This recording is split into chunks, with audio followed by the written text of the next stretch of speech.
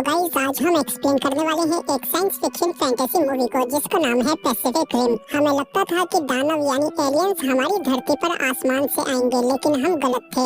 इस बार वो हमारी दुनिया में समुद्र की गहराइयों से आए हैं, जहाँ एक पोर्टल बना हुआ था और उस पोर्टल के जरिए दूसरी दुनिया के दानव हमारी दुनिया में आकर तबाही मचाने लगते हैं। चारों तरफ हाहाकार मच जाता है और सभी शहर तबाह हो जाते हैं। हमारी मिलिट्री इन्हें रोकने में नाकाम रहती है क्योंकि ये बहुत ही विशालकाय हैं और बार बार आ रहे हैं, जिनका नाम काइजू है। इसीलिए दुनिया के सभी देश अपनी आपसी दुश्मनी मिटाकर एक हो गए हैं ताकि इंसानियत बची रहे। और इन सब ने मिलकर एक प्रोग्राम बनाया है जिसके तहत उन दानवों से लड़ने के लिए बहुत विशालकाय रोबोट बनाए जाएंगे, जिनके अंदर हम बैठकर उन दानवों से लड़ सकते हैं। पर समस्या ये है कि इतनी बड़ी मशीन को चलाने के लिए सिर्फ एक आदमी का दिमाग नहीं चलेगा।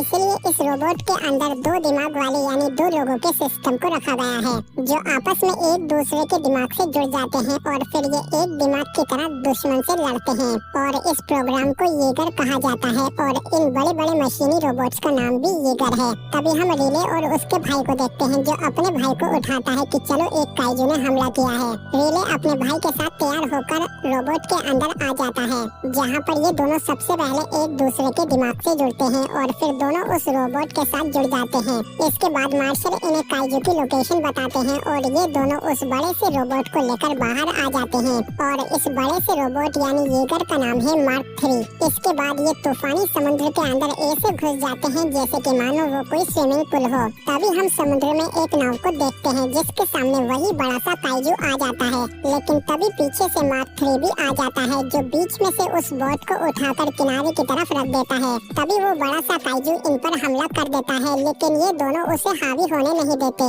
और उसे मारने लगते हैं। पर वो इनका लेजर वाला हाथ ही पकड़ लेता है, लेकिन तभी ये दूसरे हाथ से लेजर तोप से उस पर हमला कर देते हैं, जिससे वो मर जाता है। तभी मार्शल इन्हें बताते हैं कि वो काइजू अब भी जिंदा है, जल्दी वहाँ से निकलो। पर तभी वो काइजू इनके ऊपर हमला कर देता है। ये उस पर दोबारा लेजर तोप दागने की कोशिश करते हैं, लेकिन वो काइजू इनका हाथ तोड़ देता है और फिर वो काइजू रोबोट के सिर पर हमला करने लगता है, जहाँ पर ये दोनों पायलट होते हैं। और काइजू इनमें से रिले के भाई को बाहर खींचकर मार देता है और फिर वो काइजू अपने सिर से मार्क 3 के सीने को चीरने लगता है, लेकिन रिले इस रोबोट को अकेले ही कंट्रोल करता है और दूसरे हाथ से इस पर दोबारा से लेजर तोप से हमला करता है और इस बार काइजू मारा जाता है।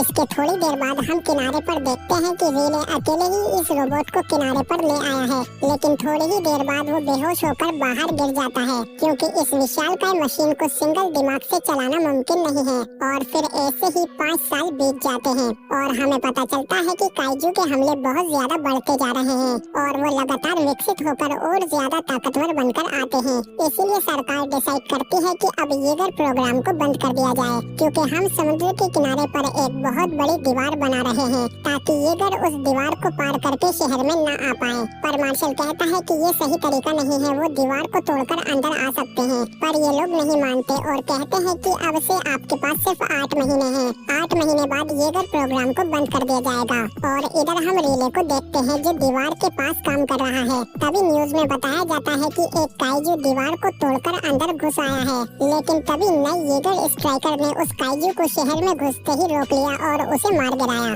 इसके बाद हम देखते हैं कि मार्शल रिले को ढूंढते हुए यहाँ पर आ जाते हैं और फिर मार्शल इससे कहते हैं कि हमने तुम्हारे पुरानी येगर मार्क 3 को ठीक कर लिया है, पर हमें उसे चलाने के लिए पायलट की जरूरत है, इसलिए मैं तुम्हें यहाँ पर लेने आया हूँ। पर रिले कहता है कि जब मेरा भाई मरा तो मैं उसके साथ ही जुड़ा हुआ था, इसीलिए मैं उसमें दोबारा नहीं जाऊंगा। जिस पर मार्शल को गुस्सा आ जाता है और वो कहते हैं कि दुनिया खत्म होने की कगार पर है, तो आप कहाँ मरना पसंद करेंगे, यहाँ दीवार के पीछे या फिर येगर में। जिस पर रिले मान जाता है और वो मार्शल के साथ चला जाता है और फिर मार्शल इसको अपने बेस पर ले आते हैं और यहाँ पर इसे सबसे पहले मार्को से मिलाते हैं और फिर इसके बाद ये इसे अपनी रिसर्च टीम से मिलवाते हैं, जिनमें डॉक्टर न्यूटन और डॉक्टर गॉटलिब है। इसके बाद अंदर मार्शल बताते हैं कि अब सिर्फ हमारे पास 30 में से 3 ही येगर बचे हैं। इसके अलावा हमने एक तुम्हारे वाले येगर को भी पहले से ज्यादा पावरफुल और बेहतर बनाया है। रिले इतने दिनों बाद अपने पुराने साथियों से मिलकर बहुत खुश होता है। इसके बाद मार्शल अपनी रिसर्च टीम से मिलने के लिए जाते हैं, जहाँ पर डॉक्टर गॉटलिब इन्हें बताते हैं कि ये हमारी दुनिया है और नीचे काइजू की दुनिया है और दोनों दुनियाओं को जोड़ता है ये संकरा सा रास्ता है, खाई यानी पोर्टल। तो अगर हम इस पोर्टल को खोल पाए और हम इसके अंदर परमाणु बम डाल दे तो उसके धमाके धमाके से ये खाई यानी पोर्टल टूट जाएगी और काइजू हमारी दुनिया में नहीं आ पाएंगे। लेकिन तभी डॉक्टर न्यूटन कहता है कि सिर्फ इतनी सी जानकारी से काम नहीं बनेगा। मैंने पता किया है कि इन सभी काइजू का डीएनए सेम है और मैं इन काइजू के दिमाग के इस छोटे से टुकड़े से जुड़कर जानकारी हासिल कर सकता हूँ, उसी मानसिक जुड़ाव का इस्तेमाल करके जिससे दो येगर पायलट एक दूसरे के दिमाग से जुड़ते हैं। पर मार्शल कहते हैं कि ऐसा मानसिक जुड़ाव इंसानी दिमाग बर्दाश्त नहीं कर पाएगा और फिर इसके बाद मार्शल मार्क 3 के को पायलट को ढूंढने के लिए एक टेस्ट रखते हैं, क्योंकि रिले अकेला तो मार्क 3 येगर को नहीं चला सकता।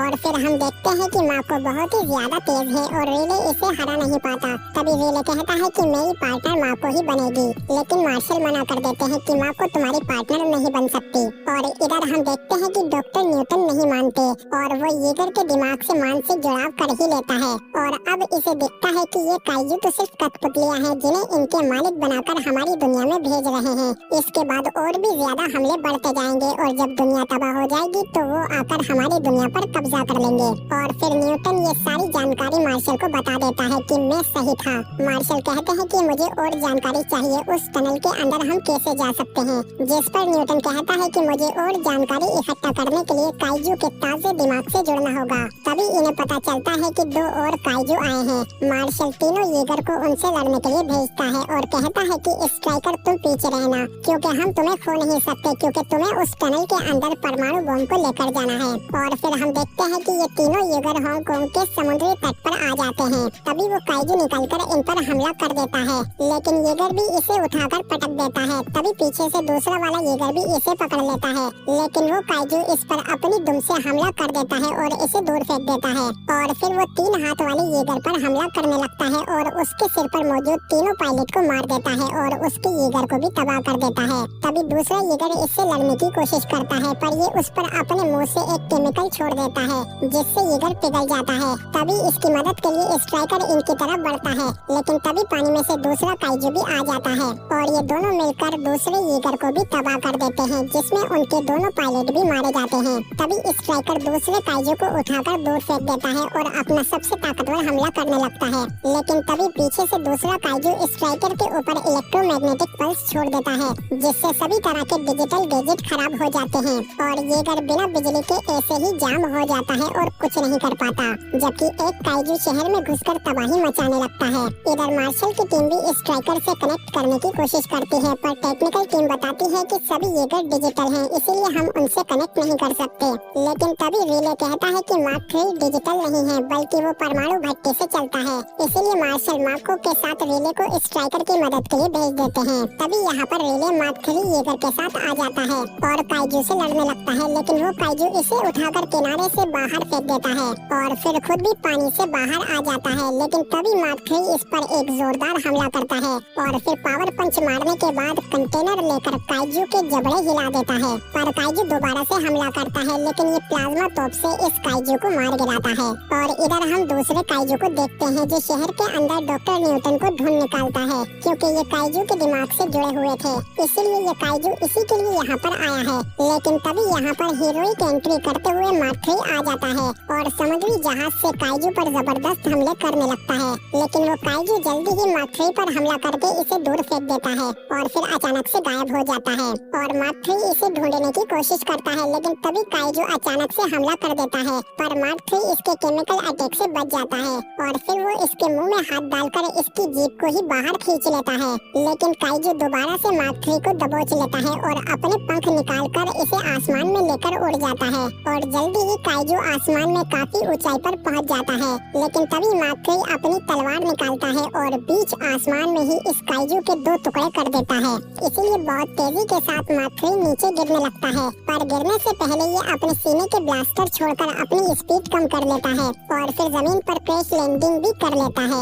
और हम देखते हैं कि मार्क 3 को कुछ नहीं हुआ है, वाकई में ये एक बहुत ही पावरफुल मशीन है। इसके बाद जब रिले और मार्को बेस पर वापस आते हैं तो सभी लोग बहुत खुश होते हैं, लेकिन तभी मार्शल आकर कहते हैं कि जंग अभी खत्म नहीं हुई है, वो दोबारा से हमला करेंगे, इसलिए हमें पहले जाकर उस पोर्टल यानी टनल को ही बंद करना होगा जिसमें से वो बार बार आ रहे हैं। और इधर हम देखते हैं कि डॉक्टर न्यूटन उसी मरे हुए काइजू के पास आ जाते हैं, पर तभी इस काइजू के अंदर से एक छोटा बच्चा निकलता है, क्योंकि वो काइजू प्रेग्नेंट थी और वो बच्चा जल्दी ही मर जाता है। इसके बाद डॉक्टर न्यूटन गॉटलिब के साथ मिलकर इसके दिमाग से जुड़ने की तैयारी करता है। और इधर बेस पर हम देखते हैं कि मार्शल चक से कहते हैं कि मैं अब तुम्हारे साथ को पायलट बनूंगा और हम उस खाई के अंदर परमाणु बम को लेकर जाएंगे और रेले मार्क 3 के साथ हमें कवर करेगा। इसके बाद ये दोनों येगर लेकर समुद्र में उस टनल के पास जाने लगते हैं जिसमें से वो काइजू निकल कर आते हैं। और इधर दूसरी तरफ हम देखते हैं कि न्यूटन और गॉटलिब उस काइजू के दिमाग से जुड़ जाते हैं और अब इन्हें दिखाई देता है कि वो टनल कैसे खुलती है। और इधर हम देखते हैं कि ये दोनों येगर गहरे समुद्र के अंदर आ जाते हैं जहाँ पर वो खाई यानी टनल है। तभी टनल में से दो काइजू निकल कर आते हैं और तभी बेस पर न्यूटन और गॉटलिब भी आ जाते हैं और वो इनसे कहते हैं कि आपका प्लान काम नहीं करेगा, आप उस टनल के अंदर बम नहीं गिरा सकते क्योंकि वो टनल इन काइजू के डीएनए को पढ़कर ही उसे अंदर जाने देती है। अगर आपने बम छोड़ा तो वो टनल के अंदर नहीं जाएगा, इसीलिए आपको काइजू के साथ ही अंदर जाना होगा। तभी ये देखते हैं कि खाई में से तीसरा काइजू भी निकल कर आ जाता है और ये अब तक का सबसे बड़ा काइजू है जो कैटेगरी 5 का है और ये इस स्ट्राइकर पर हमला कर देता है। और तभी दूसरा काइजू मार्क 3 पर भी हमला कर देता है, लेकिन मार्क 3 उसे पकड़कर दबोच लेता है और अपनी तलवार से उसे मारने ही वाला होता है। लेकिन तभी तीसरा काइजू पीछे से आकर इसका हाथ ही तोड़कर अलग कर देता है, लेकिन मार्क 3 उस दूसरे हाथ की तलवार को उस काइजू के सिर में घुसेड़ देता है। तभी दूसरा काइजू भी इसकी तरफ आने लगता है, लेकिन मार्क 3 अपनी तलवार से उसे बीच में से ही चीर देता है। तभी इस स्ट्राइकर काइजू के अंदर चक मार्शल से कहता है कि हम बम को नहीं फेंक सकते, स्विच खराब हो चुका है। तभी बड़ा वाला काइजू इन पर अटैक कर देता है, लेकिन ये अपनी दोनों तलवारें उस काइजू के शोल्डर में घुसेड़ देते हैं जिससे वो काफी जख्मी हो जाता है और फिर दूसरे काइजू को बुलाने लगता है और दोनों काइजू स्ट्राइकर की तरफ बढ़ने लगते हैं। और इधर हम देखते हैं कि मार्क 3 का एक पैर और हाथ पूरी तरह से डैमेज हो चुका है, पर फिर भी वो स्ट्राइकर को बचाने के लिए आता है। पर मार्शल उससे कहते हैं कि हमारे पास मत आना, वहीं पर रहो, तुम्हारा येगर खुद चलता फिरता एक परमाणु बम है और इसीलिए हम तुम्हारे लिए रास्ता साफ करते हैं और तुम मार्क 3 को टनल यानी खाई के अंदर छोड़ देना।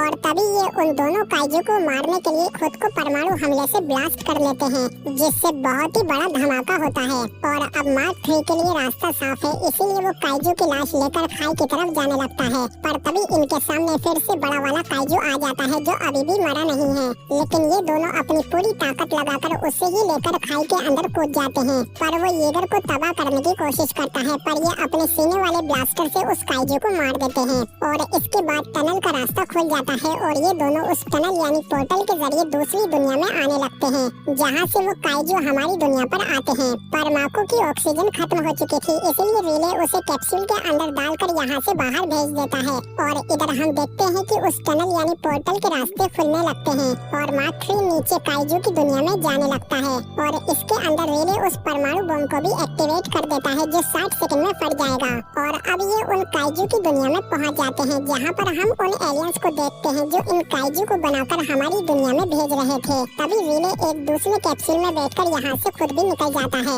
और फिर तभी यहाँ पर वो परमाणु बम ब्लास्ट हो जाता है जिसका धमाका बहुत ही बड़ा होता है, जिससे इन सभी एलियन के साथ साथ वो टनल यानी पोर्टल भी बंद हो जाता है। माको का कैप्सूल तो पानी से बाहर आ जाता है और उसमें से माको भी निकल जाती है और थोड़ी देर बाद रिले का कैप्सूल भी बाहर आ जाता है और माको जाकर उसे भी खोल देती है और ये दोनों सही सलामत होते हैं। और इधर मार्शल के बेस पर सबको बताया जाता है कि उस टनल यानी खाई को बंद कर दिया गया है और जंग अब खत्म हो चुकी है, जिस पर ये सभी लोग बहुत खुश हो जाते हैं। और इधर इन दोनों को लेने के लिए यहाँ पर हेलीकॉप्टर भी आ जाते हैं और इसी के साथ ये शानदार मूवी यहीं पर खत्म हो जाती है। पर इसका पार्ट 2 आपको वीडियो के आखिर में मिल जाएगा। पर अगर आपको ये वीडियो अच्छी लगी है तो प्लीज लाइक जरूर करो इसे और कमेंट करके बताओ कि आपको ये मूवी कैसी लगी। पर उससे पहले सब्सक्राइब तो करो हमारे चैनल को, बेल आइकन दबाकर नोटिफिकेशन ऑल पर भी क्लिक करो ताकि और भी अच्छी वीडियो मिलते रहे आपको। हम मिलते हैं आपसे अगली वीडियो में।